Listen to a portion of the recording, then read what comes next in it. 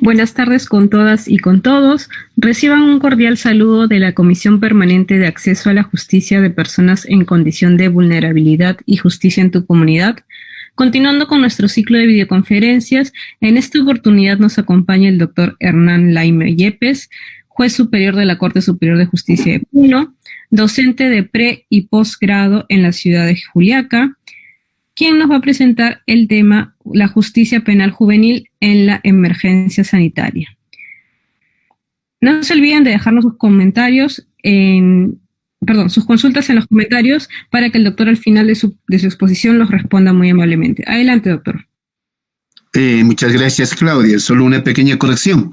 El tema que vamos a desarrollar el día de hoy son los derechos de los pueblos indígenas en tiempos de pandemia del COVID-19.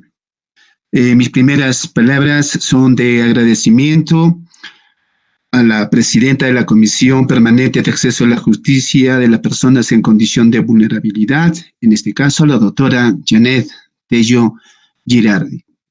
Un saludo cordial y cariñoso. En segundo término, quisiera aprovechar la oportunidad para hacer llegar un cordial saludo a todos los trabajadores en este día tan especial como es el 1 de mayo. Y en tercer término, quisiera también, en todo caso, a propósito de este virus tan letal, hacer llegar nuestras más sentidas condolencias a todas las familias que han perdido a sus seres queridos producto de esta letalidad del COVID. Bueno, quisiera también saludarles en nuestro idioma mater, quizá decirles Huaycapanaicuna, Llactamasicuna, Allimpuncha y Cachum, y en mi idioma nativo, natural, mater, el Aymara de Asile, Gilatanaca, Culiacanaca, Asqui, Urupana.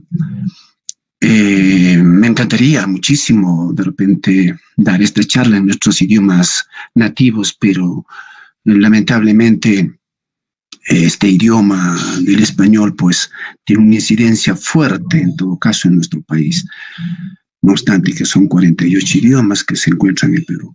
Yo he querido titular a esta pequeña charla, llamémosla así, los derechos de los pueblos indígenas en tiempos de pandemia COVID-19, y con idea fuerza que un fantasma pues recorre las comunidades, el COVID-19 y la supervivencia de los pueblos indígenas creemos que se encuentra en riesgo.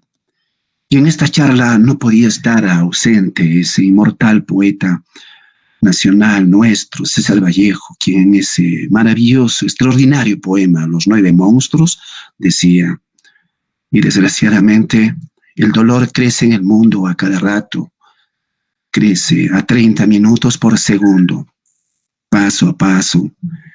Y la naturaleza del dolor es el dolor 2 veces. Y la condición del martirio, carnívora, voraz, es el dolor 2 veces. Y la función de la hierba purísima, el dolor 2 veces.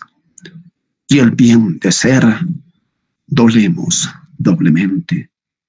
Jamás, hombres humanos, hubo tanto dolor en el pecho, en la solapa, en la cartera, en el vaso, en la carnicería, en la aritmética. Y este poema concentra casi todo lo que venimos sufriendo.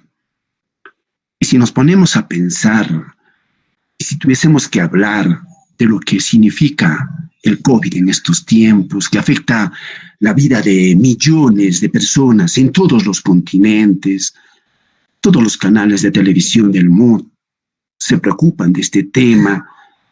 Vemos muertos que incluso no pueden ser enterrados. Cerremos por un instante los ojos. Imaginémonos el impacto en las comunidades campesinas, las comunidades nativas, las rondas campesinas, que históricamente han sido olvidados. Y uno se pregunta, ¿los efectos solo serán biológicos de muerte de personas? ¿O esto va a romper, va a desestructurar todas sus formas de vida? La relación que ellos tienen con el mundo, su propia cultura, su organización, su cosmovisión, y cuando no, su desaparición. Naturalmente, La historia es una buena maestra para comprender las cosas. No es extraño considerar que los virus, las bacterias, los gérmenes, en muchos casos han cambiado la historia de la humanidad. Y si nos remontamos históricamente, aquel día, yo diría fatídico, 12 de octubre del año 1492, hace más o menos 528 años, cuando llegaron Colón y un grupo de españoles, ocasionaron en esta parte del mundo verdaderas catástrofes, etnocidios, genocidios, no solo debido a la guerra, la esclavitud, los asesinatos, sino que esas famosas Carabela, la Niña, la Pinta y la Santa María también vinieron pues millones, trillones de microbios. Se dice que en menos de 20 años, después del año 1492, virtualmente las poblaciones originarias fueron reducidas pues a menos del 10%, particularmente en la población caribe y aráhuaca.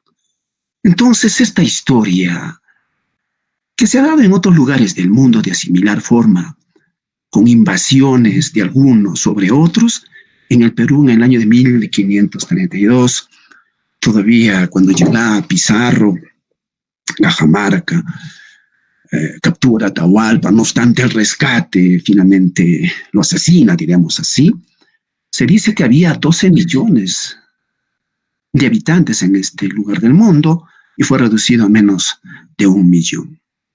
Famosos son los casos pues, de la gripe, la viruela, el sarampión, y diríamos que han sido particularmente unos aliados perfectos, porque los españoles se encontraban ya inmunizados, y al llegar acá naturalmente encontraron a una población que no se encontraba inmunizada. Y esto generó pues la muerte de muchísimos seres, que serían en este caso nuestros abuelos. Y eso nos lleva a reflexionar que entonces los pueblos originarios han venido soportando distintas pandemias y han sabido también enfrentar con sus conocimientos propios estos fenómenos bacteriológicos.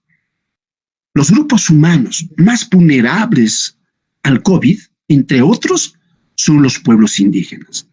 Y aquí en América tenemos más o menos unos 830 pueblos indígenas, cerca de 45 millones de personas. Recordemos, cuando la Organización Internacional del Trabajo, que está vinculada a temas laborales, realizó un estudio sobre quiénes eran las personas que se encontraban en condición de especial vulnerabilidad, encontraron que los más explotados, inmersos en trata de personas y todo ello, eran las poblaciones originarias. De cada 3 personas, 1 estará condenado irremediablemente a la pobreza extrema. Será excluido por razones étnicas, por razones culturales, por tener su propia cosmovisión del mundo. Y cuando no, en la defensa de sus derechos territoriales serán encarcelados, perseguidos y todo ello. Y entonces podemos decir, sin lugar a equivocarnos con Vallejo, el dolor será 2 veces. Algunas serán esterilizadas de manera impune, algunas morirán en los partos en las lejanas punas o en las selvas vírgenes. Cada vez que viajo a los lugares más alejados, me encuentro en los caminos con niños que siguen caminando en los cerros para llegar a sus centros educativos. ¿Cómo llegará a ellos el Internet si no tienen ni siquiera ni fluido eléctrico, mucho menos computadoras? Naturalmente que el COVID, como pandemia, no es nada nuevo. Se empieza a reeditar la historia de la muerte, de homicidios y genocidios. En nuestro país, como todos ustedes saben, 15 de marzo ya van a ser más de 1 mes y medio, después que el presidente de la República declaró el estado de emergencia, casi todas las organizaciones de las comunidades nativas, amazónicas, las comunidades andinas, las rondas campesinas, organizadas en la CUNAR, la IDICEP, UNAMIAF, entre otros, han coincidido en señalar que en realidad no hay un plan específico de parte del Estado sobre acciones rápidas, adecuadas y que existan protocolos que deberíamos seguir los operadores del Estado para ingresar en territorios de las comunidades campesinas y evitar de esta manera que esta enfermedad letal pudiese ingresar y ataque a estas comunidades. De manera que se garantice la supervivencia de estos pueblos. Si ustedes ven, en cada discurso que escuchamos todos los días, no se está visibilizando la especial vulnerabilidad en que se encuentran los pueblos originarios. Los niveles de pobreza y de pobreza extrema, los derechos básicos a la vida, la salud, la educación, la cultura se encuentran totalmente ausentes. Ellos dicen que el virus se está extendiendo y aproximándose a sus comunidades, a los caseríos, a las bases ronderas, y no hay infraestructura sanitaria para atender a la población, ni siquiera en lo básico. Imagínense en casos de emergencia. ¿Y cómo lo vamos a evitar? Si ya estamos diciendo que no tenemos la capacidad suficiente sanitaria para responder en las ciudades casos de COVID en situación de gravedad, ¿qué pasará con las comunidades campesinas nativas, rondas? Peor aún, dicen ellos, hay personas, hay empresas madereras, mineras, e incluso los propios efectivos de la policía o los militares no están cumpliendo con las medidas del estado de emergencia y están permitiendo el ingreso o la salida de personas no autorizadas, e incluso han denunciado que se están llevando personas escondidas o que incluso han usado la fuerza para llevar personal a empresas forestales y mineras y transportar a sus trabajadores. Naturalmente, todos sabemos que hay personas mineras o personas vinculadas a la actividad forestal que están contagiados. Y ellos dicen, Señor, es nuestro deber redoblar esfuerzos para que ninguno de ellos ingrese a nuestros territorios. Entonces, ellos dicen, con justa razón, tenemos el derecho a defendernos. Y ahora también ha mencionado, Señor, que el Estado ha autorizado que los gobiernos locales distribuyan víveres y todo ello. Dice, entonces, ¿por qué no podemos fiscalizarlos como autoridades que somos? ¿Por qué no podemos evitar actos de corrupción y que efectivamente llegue ese apoyo a los lugares donde debe de llegar? Denuncian de manera clara que no son suficientes los efectivos militares o policiales para controlar todo el país. Incluso algunos han mencionado que se encuentran contagiados.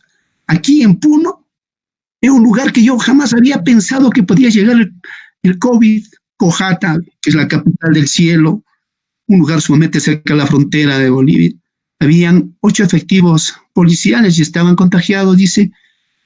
Habían ingresado o habían retornado a la ciudad de Arequipa y regresaron con este COVID, y naturalmente ello aterrorizó, puso en vilo a la población, a las comunidades campesinas. Peor aún cuando decían que alguno de los efectivos policiales había ido a visitar a una reunión de tenientes gobernadores. Entonces, las comunidades dicen, tenemos el derecho también a realizar labores de autocontrol y evitar que terceros ingresen.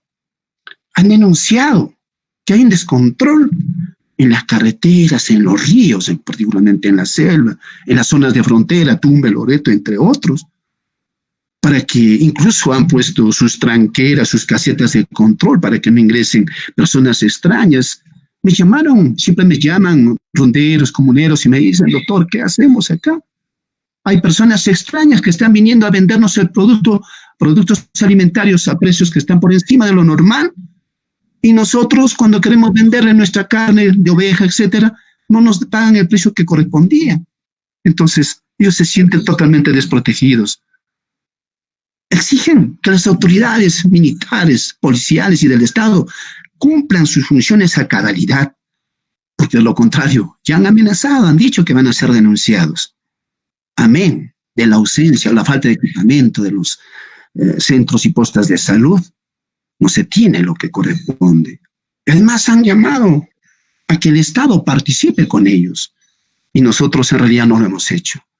En verdad, a mí particularmente, Me resulta bastante preocupante, por ejemplo, lo que la ronda campesina se ha venido denunciando, como por ejemplo lo ocurrido en San Martín, respecto de que no se reconoce a las autoridades comunitarias, a las autoridades ronderiles, incluso dice que se burlan de la autoridad rondera.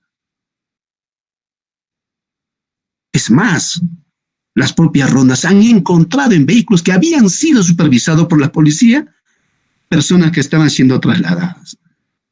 Cuando no, en Lambayeque se ha denunciado que habrían detenido a ronderos de manera arbitraria durante más de 48 horas, sin mayor justificación. Les han quitado sus chalecos ronderiles, los han desconocido como autoridades. Y lo mismo ocurrió en Cajamarca. Tampoco se les respeta, y de igual manera en Huánuco, en Puerto Inca, también se ha denunciado que la empresa maderera Refinca fue auxiliado virtualmente por parte de los efectivos policiales portando armas de fuego, cuando estas actividades forestales no constituían labores de primera necesidad e ingresaron y permitieron ingreso de personas. Entonces, ¿en qué contexto nos estamos moviendo? Mucha razón tenía Carlo Agustín cuando decía, todavía en el año de 1970, el poder lleva en sí mismo un estigma y solo los santos, los detentadores del poder, y donde se puede encontrar, serían capaces de resistir a la tentación de abusar del poder. Y concluía que el poder encierra en sí mismo la semilla de su propia degeneración. Veamos el caso en concreto, hagamos un ligero análisis jurídico. Ustedes saben que si bien es cierto, conforme a los instrumentos internacionales, el Pacto Internacional de Derechos Civiles y Políticos, la Convención Americana de Derechos Humanos, en este caso la Convención Europea también admite la posibilidad de que se pudieran decretar estados de excepción, estados de emergencia, en este caso toque de queda, pero por razones fundadas. Y si ustedes analizan el Decreto Supremo 044 del presente año y otros más que se dieron, lo que se ha alegado era graves circunstancias que afecten la vida de la nación. Y entre otros casos, pues, ha señalado que esta se está dando por la grave posibilidad de muerte, situación de crisis inminente, y que no habría, pues, legalmente instrumentos administrativos normales para que en casos normales se apliquen y que podrían ser afectados miles o millones de personas, etcétera, ¿no? Y además, los antecedentes mundiales en más de 180 países, particularmente en China, España, Italia, o recientemente en Estados Unidos, y finalmente se justificó esta medida. Pero, ¿qué es lo que se ha suspendido en realidad? La libertad y seguridad personales, la inviolabilidad de domicilio, la libertad de reunión y de tránsito que están previstos en los artículos 12 incisos correspondientes, y se fundamentó en el artículo 137 de la Constitución Política del Estado. Al respecto, el supremo intérprete de la Constitución, en este caso, el Tribunal Constitucional, si pudiésemos revisar, por ejemplo, el expediente 01805 del año 2007, un proceso de habeas data, ha señalado los supuestos que corresponden al artículo 137, en la que no está contemplada naturalmente por razones de salud pública, que no es menester en esta oportunidad de debatir. ¿Y qué nos dice en el fundamento 8 el Tribunal Constitucional? Si advertimos lo dispuesto en el artículo 137 de la Constitución Política, la misma que debe ser interpretada restrictivamente, concluiremos que los únicos derechos fundamentales pasibles de ser restringidos son los de inviolabilidad de domicilio, reunión, tránsito y libertad personal. Claro, la Ley General de Salud ha ampliado algunas situaciones más relacionadas al trabajo, la empresa, el comercio, entre otras. Entonces, nos preguntamos si estos decretos supremos relacionados al estado de emergencia limitan la autoridad de las comunidades o las autoridades comunales, nativas, rondas, etcétera, como por ejemplo a ejercer funciones jurisdiccionales, a la libre determinación a fin de garantizar la vida de sus conciudadanos dentro de su ámbito territorial. Ninguno de otros derechos ajenos a los que hemos mencionado se expresa en los decretos de emergencia. Y ahora, Estas detenciones que se están realizando, intervenciones de manera indebida, negando derechos a las autoridades comunales a preservar, a poner sus casetas de control, tranqueras de control, pueden muy bien constituir delito de abuso de autoridad previsto en el artículo 376 del Código Penal. Ninguna detención puede ser arbitraria e injustificada. Si una comunidad campesina, una ronda campesina, ha decidido que no ingresen personas extrañas a su territorio o han realizado un severo control, no tiene por qué ser desautorizada por las autoridades del Estado. Si el propio Premier ha dicho, estamos en guerra, y en la guerra pues todos tenemos que intervenir. Nadie falta, todos somos necesarios.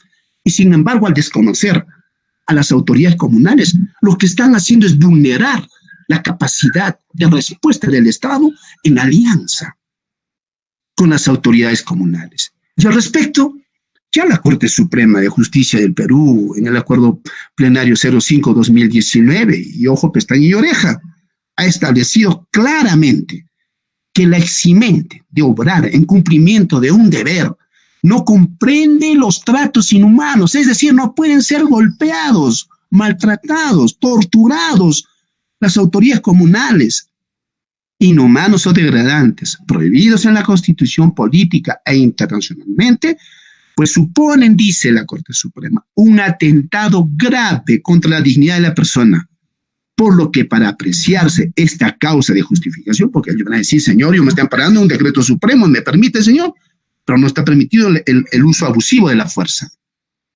Entonces dice, para que sea de aplicación la eximente referida, es preciso que la violencia sea la menor posible para la finalidad pretendida, esto es, por un lado, que se utilice el medio menos peligroso y por otro lado, que ese medio se use de modo menos lesivo posible. Naturalmente, que es importante dejar claro, todos los derechos vinculados a las funciones, los derechos que tienen las autoridades comunales, los propios comuneros, nativos, indígenas, ronderos, se encuentran totalmente vigentes. Y ellos están exigiendo coordinar de manera directa, de manera permanente. Los que estamos desobedeciendo somos nosotros. Se trata de evitar en lo posible la persecución arbitraria que se está haciendo a las autoridades comunales o rondeviles, ya que ellos también se encuentran autorizados constitucionalmente, convencionalmente. El convenio 169 en los artículos pertinentes 8, 9, 10, 25 y demás reconoce taxativamente los derechos que ellos tienen y los decretos de urgencia no los han considerado como prohibidos. Por esa misma razón, ellos han pedido que el Ejecutivo debe cesar las autorizaciones, ustedes ya saben, amén, de las concesiones mineras sin consultas a nivel nacional que existe. Imagínense ustedes que ingresen nada más 2 o 3 personas a zonas, a lugares donde existen comunidades campesinas alejadas o nativas. Imagínense la catástrofe que les tienen ahí. Por eso es necesario una exhaustiva investigación y severas sanciones a quienes permiten hacer eso, porque ya no vamos a hablar de que fallecieron 20, 30, 50, vamos a empezar a hablar de que fueron desaparecidas por el COVID comunidades enteras. Y naturalmente, las autoridades comunales, ronderiles, pues tienen funciones de control y fiscalización de qué personas entran a sus territorios, qué vehículos entran a sus territorios. Y si nosotros vamos a restar esa capacidad que ellos tienen como autoridades comunales, naturalmente que vamos a desproteger a las comunidades. Hay necesidad de asegurar la integridad física de las comunidades. Se debe de ingresar, bueno, siempre tenemos un corazón muy generoso, noble, pero tiene que haber niveles de coordinación, de control para ingresar alimentos, medicinas o todo ello. Se debe, naturalmente, que fiscalizar a todas las autoridades cuando se tiene que adquirir alimentos de primera necesidad y todo ello de manera coordinada. Y eso es lo que no estamos haciendo. Ya si tuviésemos que hablar respecto a las rondas campesinas, su normativa es clara. La ley 27.908 ha establecido sus funciones de brindar seguridad en los lugares donde existen bases ronderas, las funciones de fiscalizar a las autoridades en el cumplimiento de sus funciones, las funciones de hacer justicia.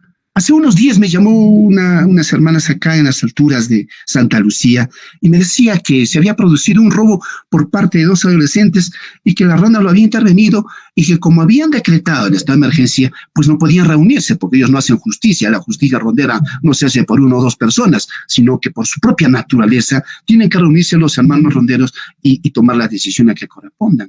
Ellos no sabían qué hacer, me consultaban, yo les dije, habría que realizar labores de coordinación con la policía a fin de que se tomen las acciones correspondientes. Los actos de violencia no son ajenos. Como ya todos ustedes saben, se agudizan los problemas con el tema de esta cuarentena o el aislamiento de la ciudadanía. Entonces, si la propia ley de la ronda campesina le autoriza a ejercer funciones jurisdiccionales, estas implican investigar y juzgar. Y si no se les permite hacer eso, virtualmente estamos extendiendo las limitaciones de derechos que eventualmente se suspenden con los decretos de emergencia que naturalmente pueden dar lugar a acciones constitucionales. El artículo 149 de la Constitución es expresa. Hay un derecho que tienen las comunidades campesinas y por extensión con el Acuerdo Plenario 01-2009 sobre rondas campesinas y derecho penal, la Corte Suprema también ha considerado las rondas campesinas con facultades para ejercer función jurisdiccional. Veamos el contexto internacional. La preocupación internacional por parte de los órganos internacionales, en este caso la Corte Interamericana de Derechos Humanos, han emitido sendas declaraciones sobre COVID y derechos humanos. Han establecido que el combate contra el COVID debe fundamentalmente basarse en el respeto irrestricto de los derechos humanos y en el caso presente de las comunidades. Ha señalado expresamente los estados deben tener presente y no olvidar sus obligaciones internacionales y la jurisprudencia de la Corte para asegurar la efectiva vigencia y protección de los derechos humanos en la respuesta y contención de la pandemia. Ha proscrito el uso de la fuerza y si existiera, esta debe ser absolutamente necesaria, proporcional y, claro, de acuerdo también a los estándares internacionales. Ha señalado que los derechos económicos, sociales, culturales, etcétera, denominados DESCA, deben de ser garantizados sin discriminación a toda persona, bajo la jurisdicción del Estado. Y ha dicho expresamente que hay que poner especial énfasis para garantizar de manera oportuna y apropiada los derechos a la vida y a la salud de todas las personas, particularmente en lo que se refiere a los miembros de las comunidades indígenas. Y también garantizarse el derecho a la salud, entre otros. Y cómo no, ha mencionado que hay que tener particular expectativa. Hay que ver con mucha claridad el problema de los hermanos de las comunidades campesinas nativas encarceladas. Un pequeño detalle. Cuando conversaba con un funcionario del INPE acá en Puno, nos dijeron que habían como población carcelaria cerca del 65% entre quechuas y aymaras. ¿Qué va a ocurrir con ellos? Cuando las condiciones carcelarias no son las más adecuadas, estamos viendo motines por aquí, motines por allá. ¿Qué ha pasado en su oportunidad? No se ha respetado, no hubo una adecuada clasificación, fueron internados indebidamente. ¿Y qué va a pasar con ellos? Entonces, esto nos lleva a una seria reflexión también del deber que tenemos los jueces en los lugares donde existe presencia de comunidades campesinas y nativas a revisar de oficio, de repente algunas prisiones que en su oportunidad eran justificadas, pero que dadas las condiciones actuales, de repente hay que variarlas. Y eso es muy importante.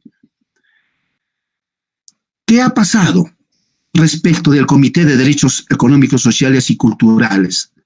también ha emitido una declaración sobre la pandemia. Todos coinciden en que debe haber un tratamiento específico, especial, respecto al tratamiento a las comunidades campesinas y nativas, porque estos son especialmente vulnerables. Imagínense, ya en la ciudad no se puede llegar con mascarillas, guantes, alcohol, jabón, entre otros. ¿Qué va a pasar en las comunidades campesinas, nativas, donde muchas veces no se tienen los servicios básicos? Tiene que caminar 200 o 300 o 400 metros para poder obtener un poco de agua. Se va a diezmar a la población. Van a sufrir altas tasas de enfermedades crónicas que ya las estaban sufriendo anteriormente. Por eso que ellos han mostrado una profunda preocupación. Y ahora, un tema que me parece sumamente importante, y que mi amigo Sócrates Ceballos me dijo que pudiera incidir en el tema de la cosmovisión andina. Esto de las pandemias no es nada nuevo. Los pueblos andinos, amazónicos, nativos, las rondas campesinas, seguían por principios básicos de sobrevivencia, por ejemplo, la reciprocidad, el ayudarse unos a otros. Ahí no interesa el individuo, ahí interesa la comunidad. El principio de armonía, de equilibrio, el principio de complementariedad entre todos ellos, el quererse bien, el hacer bien las cosas, el aprender bien, como llamamos, pues, el Agin Ruay, el Agin Munay, entre otros. En la cosmovisión andina, ¿cómo se ve el COVID? ¿Cómo se ve el coronavirus? Naturalmente tienen mucho temor, mucho miedo, no sabemos cómo va a actuarse. La gente está preocupada.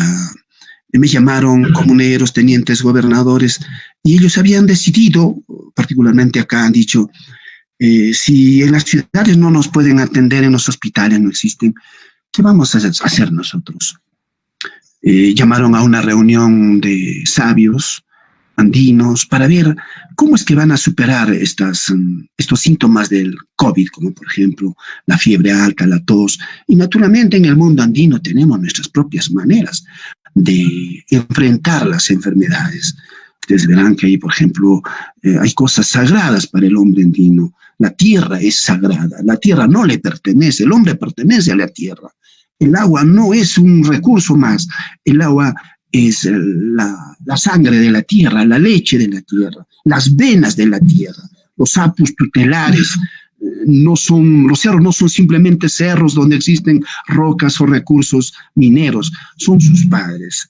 El sol, el Tapainti, que ellos dicen es la fuente de vida, el Machuaira, el dios viento que trae también las semillas y trae para la cosecha de pastos.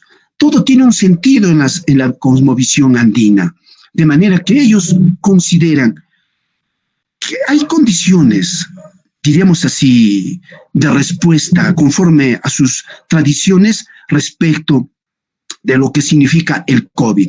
Pero la preocupación de ellos básicamente es que personas extrañas ingresen a sus territorios. Y por eso resulta absolutamente constitucional, absolutamente legítimo que ellos hayan decidido aislar a sus poblaciones. Contrariamente van a ser diezmados. Aquí en el mundo andino todo tiene sentido, la querencia de unos a otros. Pero ahora, ¿qué sucede? Ellos están preocupados, básicamente no porque el COVID pueda arrasar con ellos, sino que a consecuencia de todo esto puedan morir virtualmente de hambre o producto de otras enfermedades. Tenemos capacidad para responder, dicen ellos, pero que respeten nuestros derechos. Ellos dicen, respeten nuestros derechos fundamentalmente, de eso se trata. Hay un mecanismo de expertos en las Naciones Unidas sobre los derechos de los pueblos indígenas que ha hecho una serie de recomendaciones y han visto con mucho beneplácito que estas medidas de aislamiento, de control por parte de las autoridades comunales, en realidad pues sea una práctica adecuada para combatir, en este caso, al COVID-19. Ello para evitar la propagación. Varias comunidades de los pueblos indígenas pues han tomado esta iniciativa de contención, de controles de entrada a sus territorios, y es muy bueno, han acogido con beneplácito y han exhortado a los estados a que las respeten y que más bien los apoyen. Hay necesidad del Estado de realizar alianzas estratégicas. Los pueblos indígenas también necesitan información sobre lo que es el COVID. El hecho de que ellos tengan sus propios mecanismos para la sanación de enfermedades no significa que el Estado se sustraiga de la obligación de proveerles de alimentos. Gracias a Dios que de alguna manera tenemos autosuficiencia, porque los mercados, la papa, el tomate, los limones, ¿quiénes lo están produciendo? Las comunidades campesinas, nativas. No estamos siendo alimentados por importación de alimentos, básicamente por los hermanos que están sufridos, que vienen produciendo en condiciones difíciles alimentos propios de la zona. Entonces, si nosotros como Estado no realizamos alianzas estratégicas, no dialogamos en su propio idioma, no realizamos actividades de persuasión, de información en su propio idioma, si no tenemos formación intercultural, ¿cómo vamos a interactuar con las comunidades campesinas y nativas? Si vamos a seguir discriminándolos. Adiós, ¿qué pasaría? Yo me preguntaba, ¿qué pasaría si algunos hermanos de las comunidades campesinas o nativas llegaran a la ciudad y tuviesen que estar en una situación de hospitalización grave en la unidad de cuidados intensivos y otros de la ciudad? ¿A quién preferirían? Es evidente lo que va a ocurrir. Seguirían los actos de discriminación. Ese es el asunto de fondo. Por eso también la Comisión Interamericana de Derechos Humanos, en una declaración sobre pandemia y derechos humanos en las Américas, ha dicho claramente que hay que tener especial cuidado con las comunidades campesinas, nativas o los pueblos originarios. ¿A dónde llegamos? Llegamos a las siguientes conclusiones. Que el Estado peruano, al asumir obligaciones internacionales, ha reconocido en muchos casos estado de cosas inconstitucionales relacionados a la falta de salud, educación, entre otros, una discriminación persistente, una situación de exclusión permanente. Entonces el Estado debe de priorizar respuestas específicas, diferenciadas, culturalmente pertinentes y efectivas de manera coordinada y consultada con los pueblos originarios. Hay que coordinar, hay que conversar con ellos, tanto con las rondas campesinas, con las comunidades nativas, con la comunidad campesina, con sus autoridades, realizar alianzas estratégicas. Por eso que es necesario que ellos sean incluidos, formen parte de las mesas de trabajo en la formulación de las políticas, los mecanismos y acciones de respuesta contra el COVID. Y si no participan, estamos legislando sobre personas que van a sufrir los efectos de las normas. Hay pues una necesidad urgente de la necesidad, una necesidad urgente del cese, o en todo caso que se suspenda temporalmente algunas actividades no esenciales, petroleras, mineras, agronegocios, forestales en los territorios de los pueblos originarios. Y eso no estamos haciendo. Y en todo caso hay una necesidad imperiosa de informar en los 47 idiomas que existen en el país sobre lo que viene ocurriendo en el país. Hay necesidad también de que esos derechos que no se encuentran suspendidos puedan ser gozados a plenitud y que los operadores del Estado entendamos que los estados de emergencia no implican que otros derechos se ejerciten, como por ejemplo la libre determinación de los pueblos cuando ellos deciden poner tranqueras o controles en sus pueblos o ejercer funciones jurisdiccionales o incluso la detención que ellos pueden hacer de personas o evitar en todo caso que terceros ingresen a sus territorios.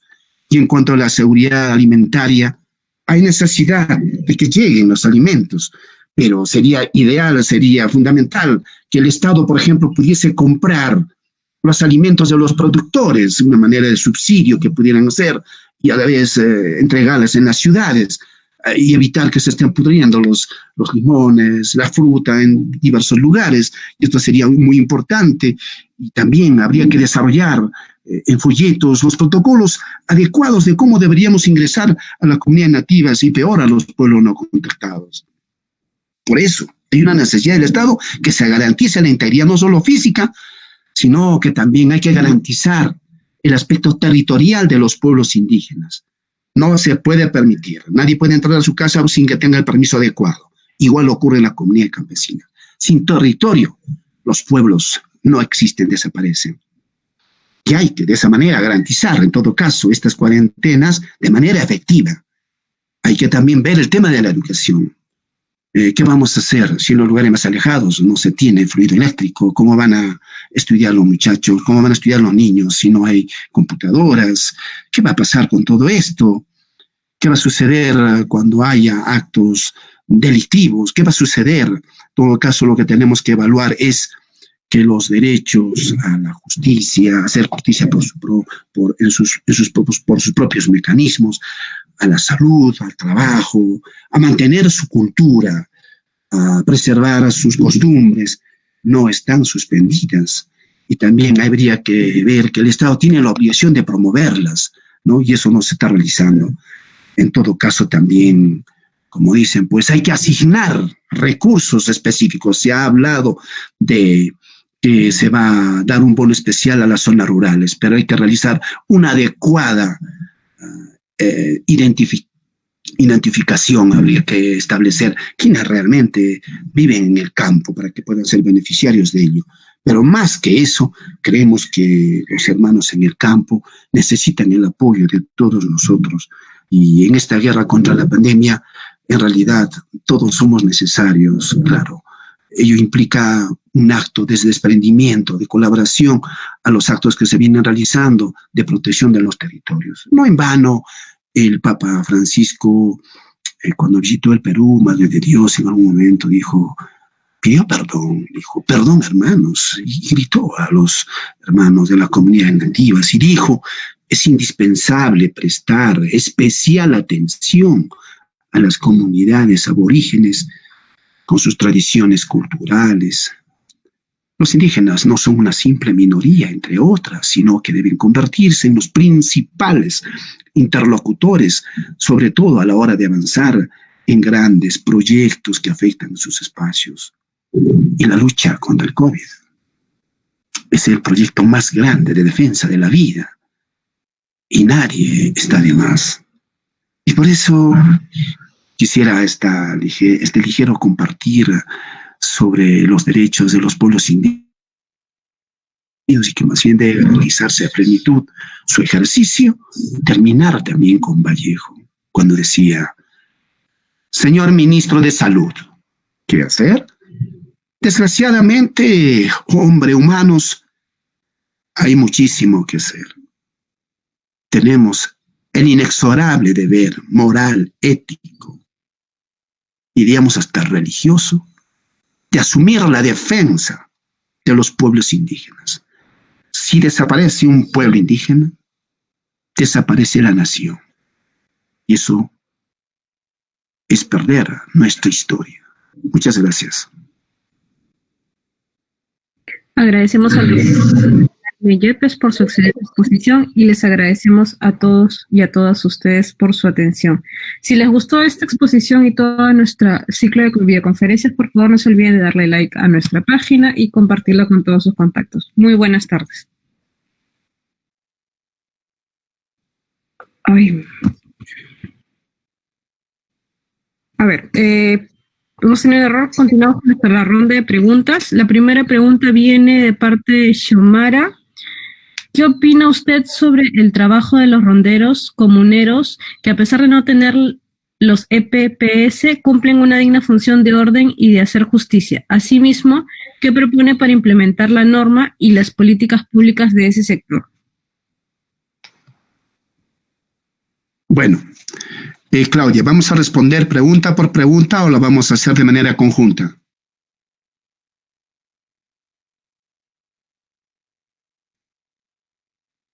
Bien, a ver, agradezco esa generosa pregunta.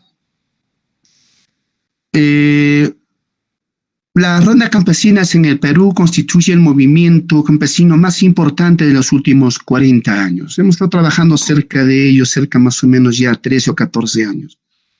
Y en esa cercanía con ellos, hemos visto que en la práctica han venido ejerciendo funciones jurisdiccionales. ¿Y eso qué implicaba? Naturalmente, las funciones de conocer los casos, de resolver los conflictos. Y se trataba en materia penal también. Tendría que contarles muchísimos casos de cómo ellos resolvían los casos. Por ejemplo, este famoso caso que siempre lo cuento, de cómo el reconocimiento de hijos, cómo hacían con la comparación de uñas, los lunares existentes en el cuerpo, para ver incluso la risa. Dice que la risa del padre y el hijo es igual, la voz, hasta el carácter, me decían, ¿no? Como por ejemplo, si el padre tenía un carácter de diablo, entonces el hijo también tenía un carácter de diablito o algo así. Y en algunos casos decían, cuanto más se niega el padre a reconocer a un hijo, más se le aparece. Me decían, doctor, es su fotocopia, así me decían, ¿no? Y he visto tantos casos de cómo resolvían, que he llegado a una conclusión muy sincera, que si bien es cierto el sistema de justicia ordinario nuestro viene resolviendo cada vez los casos de manera más rápida, pero modestamente creo que la justicia comunitaria, la justicia rondera, particularmente la justicia ronderil, ha avanzado mucho en temas de distinta naturaleza. Algunos han cuestionado que no tengan funciones jurisdiccionales y en realidad la constitución política del Estado ha sido, del artículo 149, ha sido interpretada adecuadamente por la Corte Suprema y se ha reconocido que así tienen facultades jurisdiccionales y que ellos no cometen en realidad cuando realizan actividades jurisdiccionales, no cometen el delito de usurpación de funciones, no cometen el delito de abuso de autoridad, no secuestran a las personas, de manera que las 48 horas que dicen de detención que se aplica en el caso nuestro en la justicia ordinaria no es aplicable a la justicia rondera, ya que ellos tienen sus propios mecanismos. Ellos naturalmente no creen en las cárceles, ya que las cárceles han servido más bien, dicen ellos, para un adoctrinamiento y en todo caso a una habilidad en la delincuencia mejorada, ¿no? Entonces ellos creen más bien en que la persona que comete un hecho delictivo hay que armonizarlo, como decía mi amigo Sócrates, y regresarlo a la vida comunitaria, ¿no?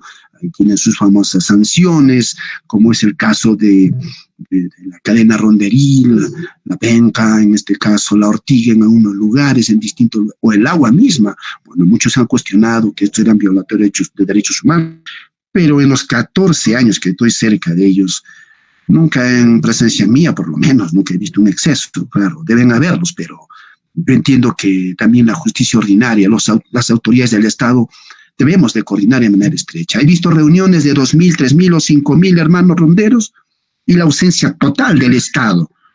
No obstante las invitaciones que se le hace, ¿saben cuánto cuesta reunir? Naturalmente ellos no tienen recursos, lo hacen con sus propios medios, llevan en sus espaldas un poco de comida, el esfuerzo que hacen para reunirse, y las autoridades del Estado ausentes en esas reuniones.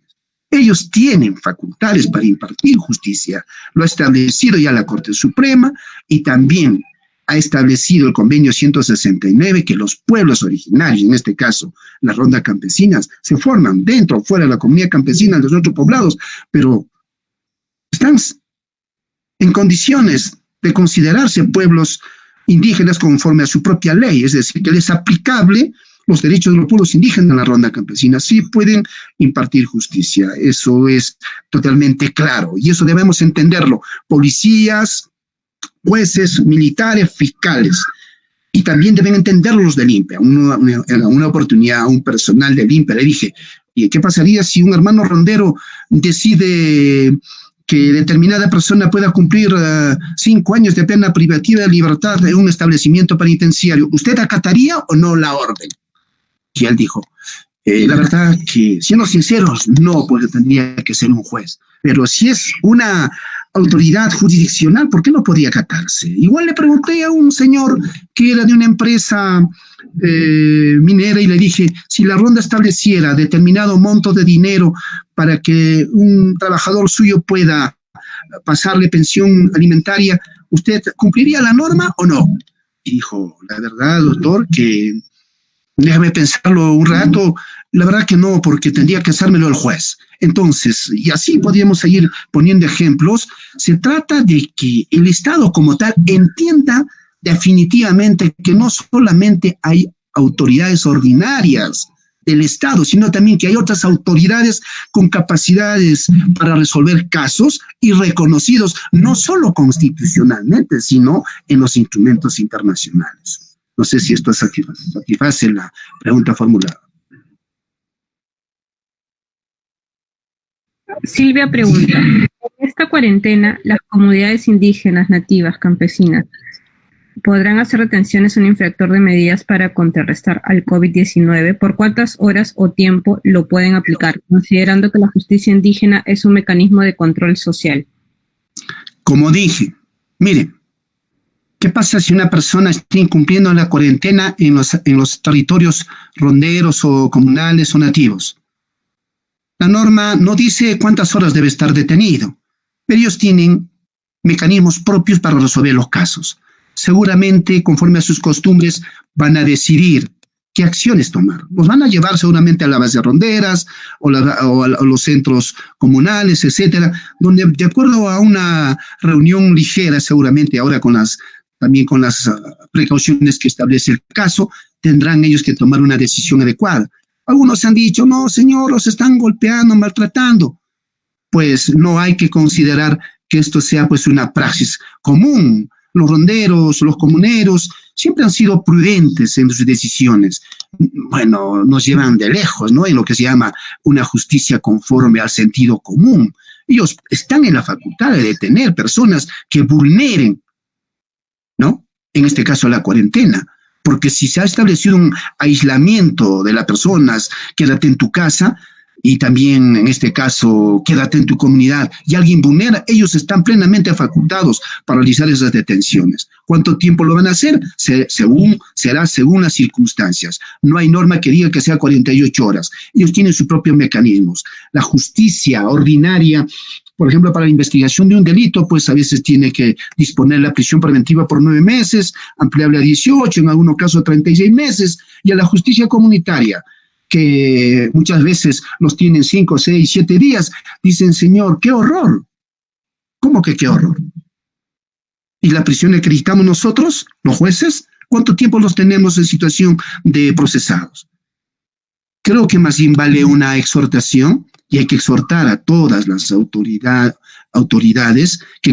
sobre todo estatales, que en la coordinación, sin subordinación, el caso de estas personas, diríamos así, renuentes al acatamiento del estado de emergencia, que ya de por sí están cometiendo delitos, puedan ser investigados de manera adecuada. Y si son comuneros, nativos, si son ronderos, pues que la jurisdicción, en este caso comunitaria, ronderil, se encargue de ello.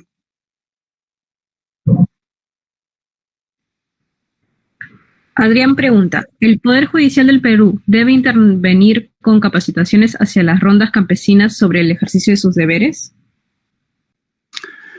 Es una preciosa pregunta, pero quisiera más bien yo repreguntar, ¿no? Y en forma general, ¿serán las comunidades campesinas, los ronderos que necesitan capacitación? ¿O serán los jueces y los fiscales, los policías que necesitamos capacitación?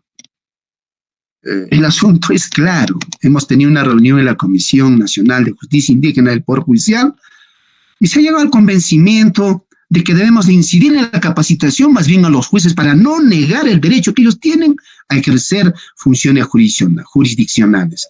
Creo que la Fiscalía viene realizando un trabajo importante de capacitación a los fiscales de todos los niveles y de igual manera a la policía. En algún momento me invitaron miembros de la Policía Nacional del Perú, acá en la ciudad de Puno. Ellos no creían lo que estaba diciendo, que los comuneros, los ronderos tenían facultades jurisdiccionales y que podían resolver distintos casos, incluso algunos de gravedad. No olviden que aquí en Puno fueron las rondas campesinas de Putinapunco que intervinieron una avioneta con contenido de droga. Incluso la Fiscalía asignó un lugar especial al momento de la apertura del año fiscal. Y eso demuestra que las rondas campesinas sí vienen ejerciendo funciones jurisdiccionales y tienen una permanente capacitación de parte de sus propias autoridades. Claro, nos invitan a los jueces. El asunto es que vayamos culturizándonos, vayamos generando una situación de conocimiento, digamos así, de acentuamiento cultural, en el sentido de que hay que ya pues quitarnos la venda de que somos nosotros los jueces los únicos que podemos impartir justicia. También ellos lo pueden hacer y lo están haciendo muy bien, muy bien. La verdad que en algún momento les dije, la verdad que me casé con la mujer equivocada, creo, le dije, porque me había casado con un sistema de justicia ordinario y me doy cuenta que nosotros los jueces, que es una mea culpa, y les preguntaba a muchos ustedes qué piensan del sistema de justicia, y nos decían de todo, pues no, corrupción, retardo, formalistas, etcétera. Y la verdad que cuando vi actos de juzgamiento me sentía bastante feliz porque existe esa justicia pronta, no onerosa, menos formal, más humana, etcétera. Y eso es lo que tenemos que hacer porque a veces nosotros los jueces hemos perdido ese lado de sensibilidad, de humanidad. Eso creo que hay que recuperar. Sobre todo, sensibilizar a los operadores del sistema de justicia ordinario, jueces, fiscales, policías, abogados, para que entendamos de una vez por todas que ellos sí pueden impartir justicia. Carlos pregunta, para combatir la subrepresentación de las comunidades nativas y rondas campesinas, tanto en el ámbito de las políticas públicas como también en la aplicación de justicia, ¿es necesario implementar nuevos espacios de participación o potenciar las instancias existentes? Bueno, existen algunas instancias de coordinación, de cooperación, pero están, diremos así, en pañales. Lo cierto es que no hemos considerado, no obstante que en los planes nacionales se considera vital el tema de la justicia. El asunto es a veces el desconocimiento que se hace a los pueblos originarios. Si ustedes ven al Ministerio de Interculturalidad, a cuántas comunidades ha reconocido como tal, nos vamos a encontrar canción para contar con los dedos de la mano.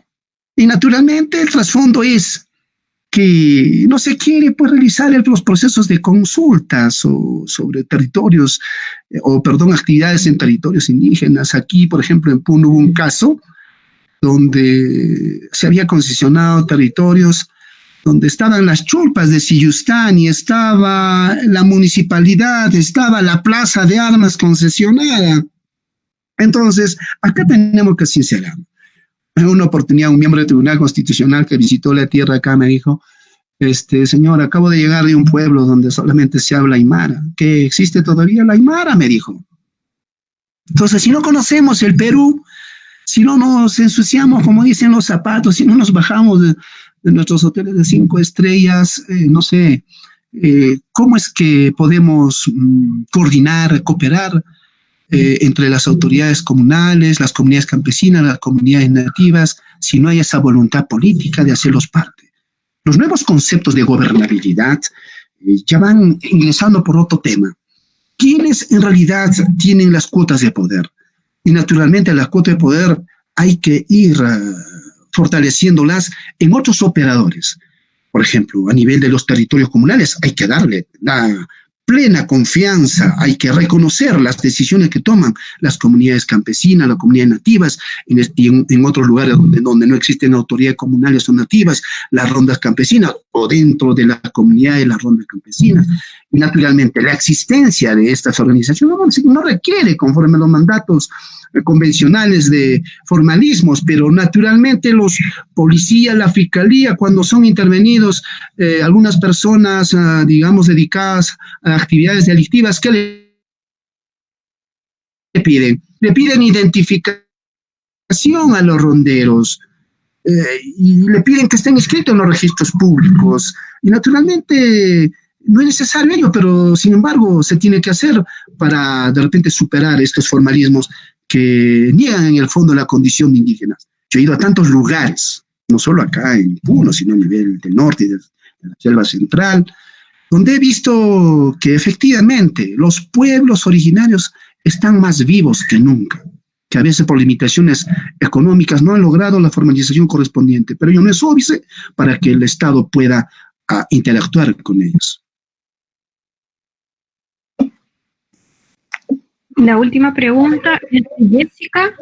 Frente a la pandemia de salud actual, ¿el Estado habría vulnerado el derecho a la salud al no haber previsto el especial tránsito o ingreso a territorios comunales? ¿Existiría responsabilidad penal considerando que las infraestructuras sanitarias precariamente existentes son adecuadas? Es una pregunta que seguramente a futuro va a tener las consecuencias correspondientes. Las comunidades campesinas, las postas sanitarias, los centros de salud, no se encuentran en condiciones de atender las necesidades básicas sanitarias de las poblaciones originarias. Ya se ha hecho denuncia de que algunos hermanos de las comunidades nativas habrían sido portadores del COVID y se ha demostrado, se ha descarnado, se ha puesto al rojo vivo las falencias que se tiene respecto de la implementación de centros de salud, los trajes adecuados, las mascarillas, todo el equipo necesario. En algunos lugares, desgraciadamente, pues algunas personas cuya profesión está vinculada a la salud han renunciado.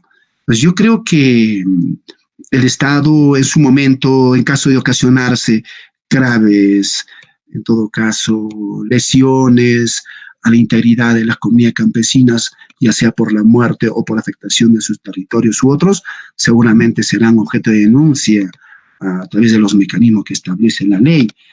Y en todo caso, la responsabilidad penal correspondiente para los funcionarios que, no obstante tener las condiciones materiales para hacerlo, han descuidado la atención a las comunidades campesinas o nativas.